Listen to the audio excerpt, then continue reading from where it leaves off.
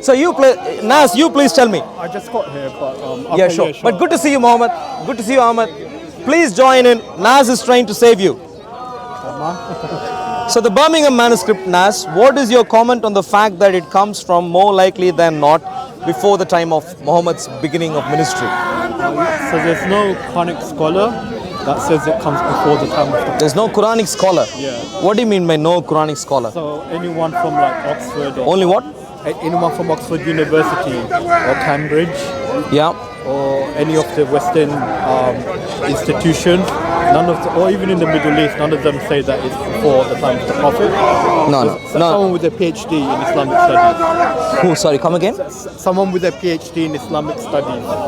I don't know what you're talking about right now. Nas, I think you're misunderstanding what I'm saying. No. So you know, like you have biblical scholars. Believe it or not, there's also Quranic scholars. Okay. So there's no Quranic scholar that says Birmingham Manuscript before. That's simply wrong. Okay, so tell me. Simply wrong. Tell me which scholars. Point number one. The dating comes from a scientific method. Scientific method called radiocarbon dating. As a matter of fact, Mansoor's website, Islamic Awareness, argues exactly for the day that has been given for this. So I am in agreement with Mansoor on this. So my point simply is, for doing radiocarbon dating, now let me finish. For doing radiocarbon dating, you don't have to be an Islamic scholar. You need to be a science scholar. Yeah. Radiocarbon dating in Cambridge, done in Cambridge, gives us the dates precisely. 94 plus percentage confidence interval. The date is range. Yeah. It can tell you actually when the text was first used. Okay. So like it gives you like a range. Like what range? So anywhere between that period. Like what range? Are you aware of what range that is? So it could be roughly 100 years. No. But do you know what range they give? With regards to the Birmingham Manuscript. Yeah. No. What kind of range that is? When they say it's a range, do you know what science they follow? Do you know about that? It's an approximation. It's not an approximation. To the material that's used. Yeah, but what science is followed to give a range? Specific dates. Please listen to my question. Do you know what science is followed to give a range? Okay, you tell me. Well, okay, that's a good comment. It comes from mathematics. It's based on the understanding of probability and statistics. It is based on what is called a normal curve. A bell curve, it's based on what is called a bell curve probability distribution. In a bell curve probability distribution, not every point has the same probability. No. So the range comes under what is known as a bell curve. I mean, of course, it will be a bit complex for me to explain to you the details of how probability distributions work. But what I can tell you is that I have a curve given to me. When scientists tell me the range is 565 AD to 638 or 35, I can't remember the exact end date, AD, when they give me that, maybe 45, I can't remember the exact end date, when they give me the range and when they tell me this is a normal distribution, I know how to use that to come up with probabilities for all sorts of different periods. And that is where I am going with my normal distribution. Will the probability then be separate from as to when the manuscript itself was produced? So like in terms of determining as to when the text was written? So the determination, no, it's the same thing. It's the same thing. The determination given. You would use like the ink as well as No. Before you go to the ink, I'll clarify. Before you go to the ink, I'll clarify this. This is very important.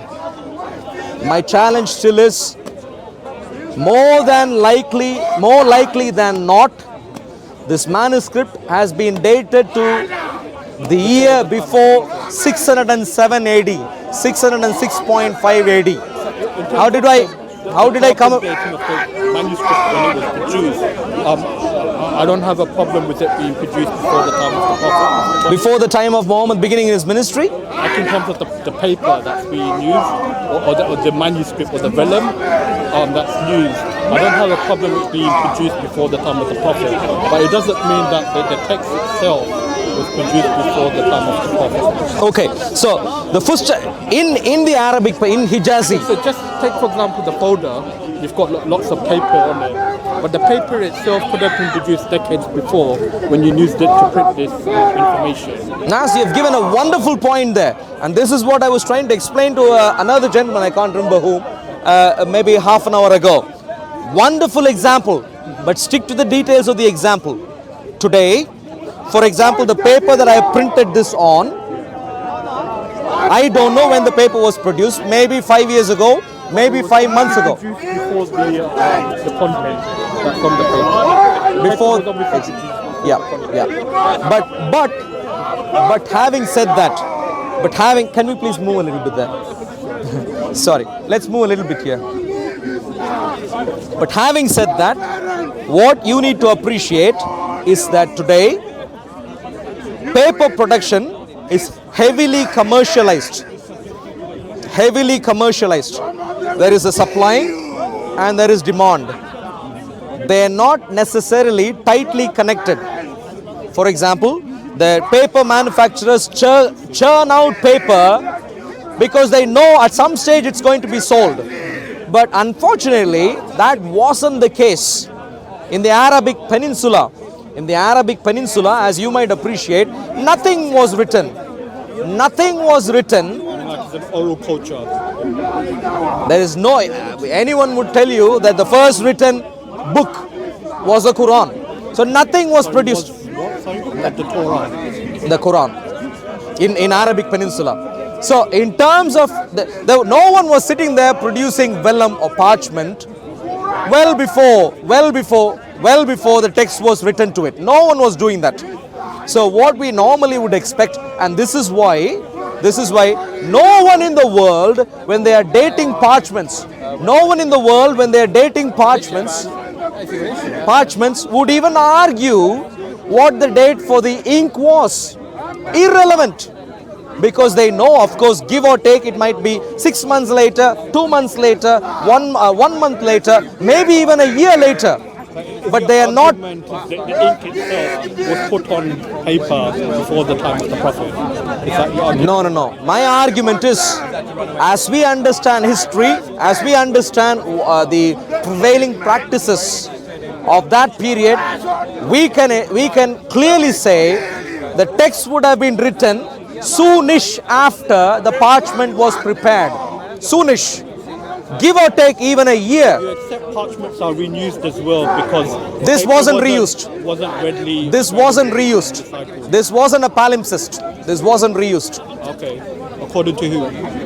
Well, Birmingham Manuscript is not a palimpsest according to knowledge that anyone, you can go check it up yourself. Sana man, what's that? Does it have to necessarily be a palimpsest for it to be renewed? Palimpsest, yeah. The one where you reuse, where the one where you have at least 2 layers of text is what is called a palimpsest. But is that the only recyclable material that could be used, or could there be like vellum? Could that be recycled as well? No. Vellum is just parchment. Vellum is just high quality parchment.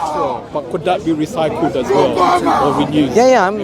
My point applies in both cases. I don't know what you're trying to say. If your point is perhaps the parchment was produced well earlier and was used for something else, and later on used for Quran, my simple point is that is rejected, because this we know, Birmingham Manuscript we know, is not a palimpsest. Not a palimpsest. It wasn't. Of course, yes. Of course, yes. Well, let me put it this way. Yeah, now you are trying to find. No one dates it before the time of the Prophet. Well, no. Now going to the second point you were trying. Going to the second point that you were trying to make earlier. You've heard of Daniel Brubaker. This is not Daniel Brubaker's area. Does he date it before the time? But the Birmingham Manuscript. Yeah. Birmingham Manuscript has been. dated by the lab in Cambridge, and has been under the supervision in terms of ownership in Mingana, in Birmingham, as part of Mingana collections, which is handled by a person, a Muslim, Alba Fedeli, PhD. This was a PhD area of study, Alba Fedeli. So she is fine, and she is fine with the date of what has been given, and she even goes on to suggest, along with the head of the department that houses the manuscript, goes on to suggest that this is perhaps a manuscript that was handled by one of Muhammad's companions. They were quite happy with that. In other words, the problem is before the time of Uthman. That's what they are saying, based on the normal curve. But what I am saying is, more likely than not, comes from before 610 AD, before Muhammad. So Quran, at least this portion of the Quran, is not from Muhammad. What's that? Who else says the same thing that you say, that it comes before? That's the result that we have, the scientific result. Yeah, but then how comes no one else is coming to the same conclusion as you? Because you're looking at the same data, but the difference is you're not a Quranic scholar, whereas they are, and they're not coming to the same conclusion. Nas, you're not understanding. Birmingham Manuscript before the time of the Prophet. No.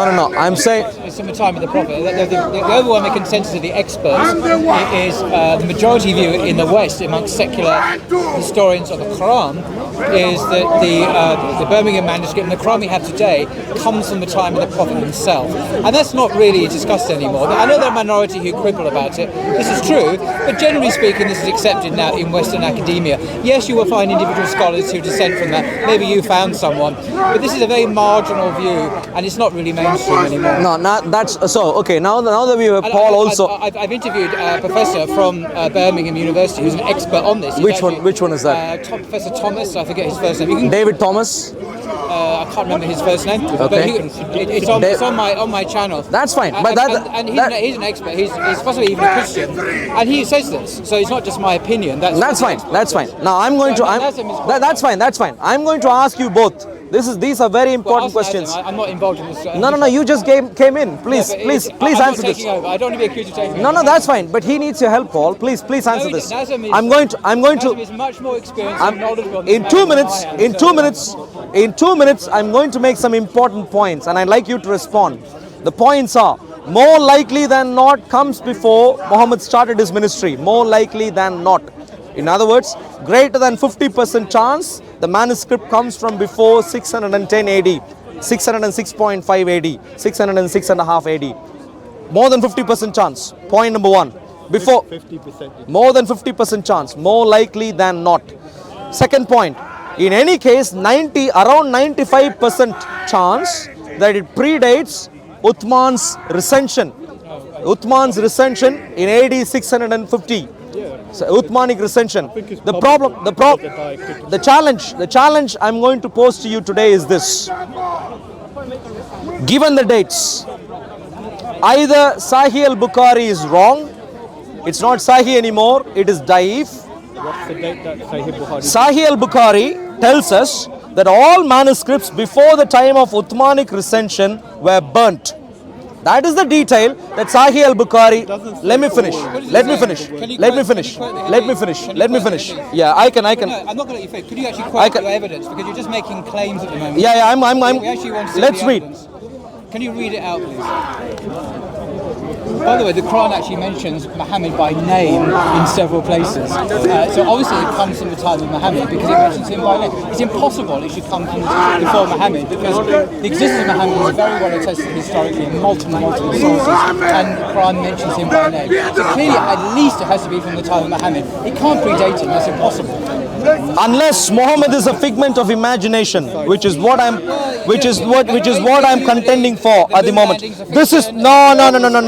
Muhammad, every evidence that we have so far points to the fact that I'm going to quote a few. No. I'm going to read to you right now. Sahih al-Bukhari. No. Moon landing. No. Muhammad. You're interrupting me. You're talking over me, by the way. Can you not talk over me? Because I heard you before. No, but you're talking over us. I know. I heard you before. I'd like you to give me a hearing. Yeah. Please give me a hearing. We're asking you for the evidence for your I'm going to read. So whilst you're looking for it... No, I'm going to read right now. Well, go ahead. I'm going to read right Go now. ahead. Sahih al-Bukhari 4987 clearly says, Hudayfa bin, I can read the entire thing if you Please want, do. but if I can read the last statement. If you read the entire thing, please. Uthman returned. Not your cherry-picked Uthman, excerpts. okay, let's read the entire Thank thing. you. Hudayfa bin al-Yaman came to Uthman at the time when the people of Sham and the people of Iraq were waging war to conquer Armenia and Azerbaijan. Hudayfa was afraid of their differences in the recitation of the Quran. So he said to Uthman, O chief of the believers, save this nation before they differ about the book, as Jews and the Christians did before. So Uthman sent a message to Hafsa saying, send us the manuscripts of the Quran so that we may compile the Quranic materials in perfect copies and return the manuscripts to you. Hafsa sent it to Uthman. Uthman then ordered Zayd bin Thabit, Abdullah bin Zubair, Said bin Al-As, and three Qurayshi men. In case you disagree with Zayd bin Thabit on any point in the Quran, then write it in the dialect of the Quraysh. The Quran was revealed in their tongue. They did so, and when they had written many copies, Uthman returned the original manuscripts to Hafsa. Uthman sent to every Muslim province one copy of what they had copied and ordered that all other Quranic materials, whether written in fragmentary manuscripts or whole copies, be burnt. So my challenge, let me finish. Let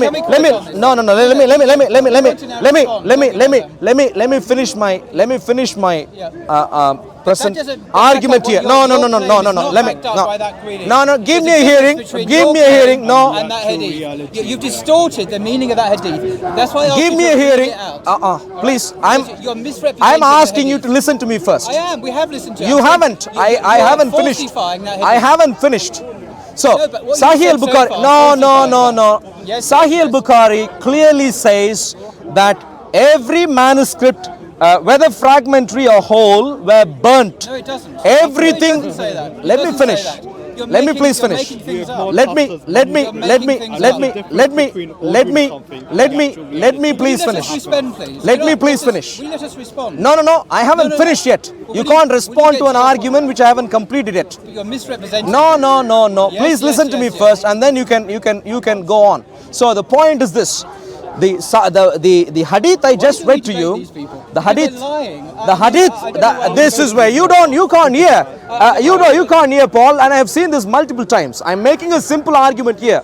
But you're lying. Sahih al-Bukhari, which is one of 6 canonical hadith sources that you have, which is Sahih in your view, tells us clearly every Quranic material. It doesn't. Can you listen to my entire argument before you respond? Can you listen at all? Are you afraid? You're repeating yourself. Are you afraid? I am repeating myself because you're not letting me finish my second half. Are you afraid of listening to my second half? Can you respond? No, I can't respond because I haven't finished my previous point. Get to your point. You keep on repeating the same thing. Because you cut me over time and time again. Please wait and I would finish and then you can respond. Why do we bother? Why you bother? Because you haven't got an answer and therefore you would not let me finish.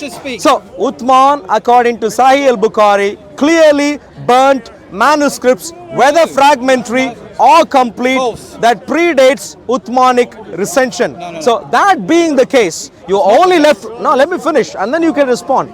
That being the case, you're only left with 2 choices. One, either Sahih al-Bukhari is not Sahih anymore, it is Daif, and it only belongs to the bin, not worthy of getting Islamic history from. Either that is the conclusion, where Sahih al-Bukhari is wrong, bin him, or the conclusion is Uthman thought he was a caliph burning things down, but really no one really cared. People who had manuscripts. Are you finished? No, clearly not. You can hear me speak. You've been going on for 10 minutes now. That's not the case. Let us respond. So either Sahih al-Bukhari is Daif, We understand that. or Uthman wasn't a caliph who had power, and there weren't Muslims who were in obedience in Hijazi at that Now time. let us respond. Only one of two options. Please No, it doesn't respond. say that. There are three options. There are three options. Nazim. The third option is that it doesn't say what he said. So there's a difference between like Uthman ordering something and what the reality on the ground is. And also that particular narration mentions Hafsa's copy. So Hafsa's copy wasn't destroyed. Like he sent the copy back to be with Hafsa. So even the Birmingham Which copy was sent back to Hafsa? What are you talking about? If you read even before he ordered like all manuscripts be burned, it mentions the Hafsa copy was sent back to her. Earlier in that hadith.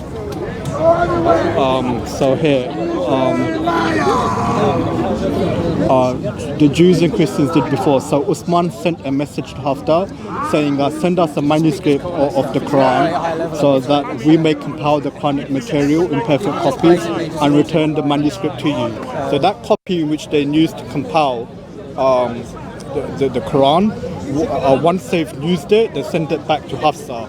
So the Birmingham manuscript that you're saying that is before Uthman's time, it's possible it could have been a copy or part of the Hafsa's copy. So you think Birmingham? But also, Uthman ordering manuscripts to be burned, there's a difference between a commandment and the actual reality on the ground as well. Would you? So can I? Okay. Let me, No. One of you. I thought you wanted him to speak. want Are you going to speak? Yes, I'm Who is going to argue with me? You or him? We're not arguing, but we're just Excuse me. having a I'd like dialogue. to know. Who? But I'd like I could to. speak. Now let me speak. No. Just one.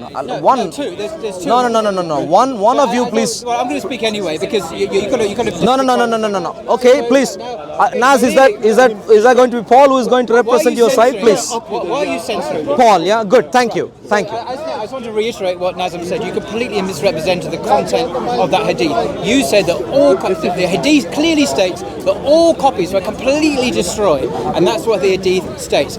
That's why I got you to read it out, because I knew that hadith did not state what you have claimed. You have misrepresented that hadith. You have imposed your own views on the hadith and been false to the facts. So your false dichotomy doesn't exist. There's a third alternative, which is the truth of what that hadith says. Maybe there were one or two manuscripts that escaped destruction. That's perfectly possible in that period of time, in that world, in remote outreaches. Maybe some were destroyed. And indeed, that is almost certainly the case. There are manuscripts, like the Salah manuscript, which quite possibly predate the Uthmanic manuscript. And that's perfectly fine. There's no threat here to Islam. But because you are a Christian missionary, your motivation as a Christian is to discredit Islam, not to be objective and scholarly and fair to the historical evidence. And we've seen the way you've handled evidence here in your own citation of Bukhari hadith. It's unfair and a distortion. And I know this is Speaker's Corner. No, that's fine. Even at Speaker's Corner. How long are you going to take? Even at Speaker's Corner, we should try and be fair. And with respect, sir, you're not fair with the evidence. All right, good. Thank you. Are you done? No, I'm not. No, he took his time. You take your time. So, this?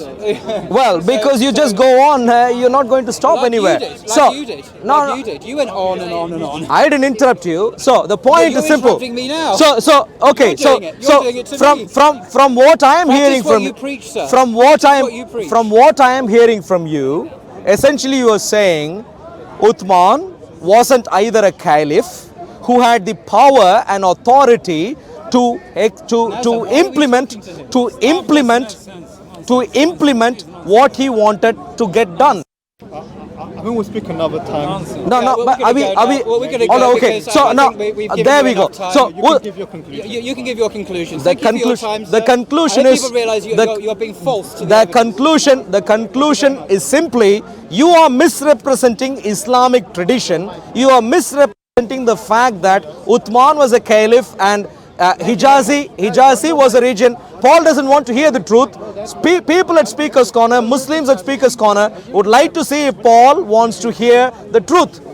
The truth of the matter is, the hadith is clear in saying Uthman had ordered for the manuscripts to be burnt.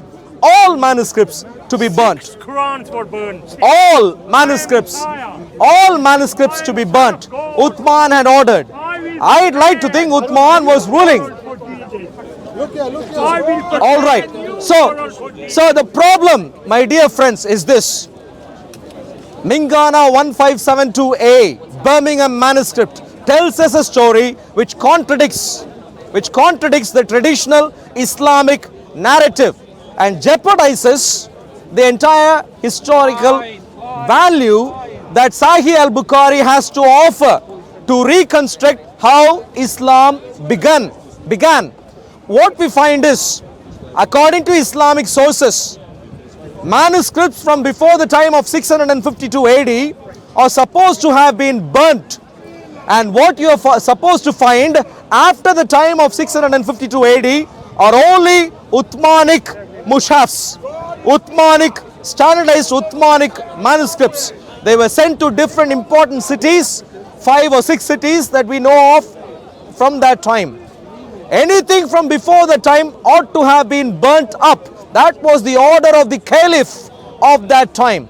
Now, Paul and Nas were here trying to suggest that, oh, maybe Uthman ordered, but people didn't really implement that order. Now, that jeopardizes Islamic tradition in a different way, because Islamic tradition tells us that the entire Hijazi area, the entire area of what we today known as the Arabian Peninsula, and even a bit more than that, was under the proper control of the Muslims.